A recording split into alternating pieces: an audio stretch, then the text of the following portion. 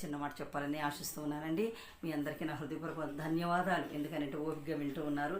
మరి అంత గానకోకిలను కాను, మరి అంత పెద్ద స్వరం ఉన్నది అంత మంచిగా ఉండదు. అయినప్పటికీ ఆ పాటలో ఉన్న అర్థాన్ని గ్రహిస్తారని నేను ఎంతో ఆశిస్తూ ఉన్నాను. ఇంకొక మాట ఏంటంటే, ఆంధ్రప్రదేశ్తో కీర్తన పుస్తకంలో నుంచి ఎన్ని పాటలు వచ్చో అన్నీ పాడదాం, యూట్యూబ్లో ఇట్లా పాడి వినిపిద్దాం ఆ రాగాలు అని నేను ఆశపడుతూ మేము పాడుతూ ఉన్నానండి. దయచేసి ఎవరు విసుక్కోవద్దు. మరి ఒకవేళ విసుక్కుంటే నన్ను క్షమించండి ప్లీజ్, మీకు బోర్ అనిపిస్తే. ఎందుకంటే ప్రతి పాట ఎన్ని రాగాలు నాకైతే వచ్చో అన్నీ నేను పాడి వినిపించాలనే ఆశతో నేను పాడుతూ ఉన్నాను.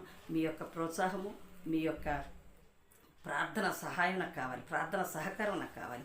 దయచేసి నన్ను గుర్చి, నా బిడ్డలను గుర్చి, నాకు కుమారుడు కుమార్తె, వారికి ఇద్దరిద్దరు పిల్లలు, వారికి కూడా కుమారుడు కుమార్తె అట్లా ఉన్నారు. కాబట్టి మమ్మల్ని గురించి దయచేసి ప్రార్థన చేయండి. దయచేసి నేను నా బిడ్డలు ఎదుర్కొంటున్న సమస్యలు ఎన్నో, అన్నీ కాదండి, చాలా సమస్యలు ఉన్నాం. దయచేసి మీరందరూ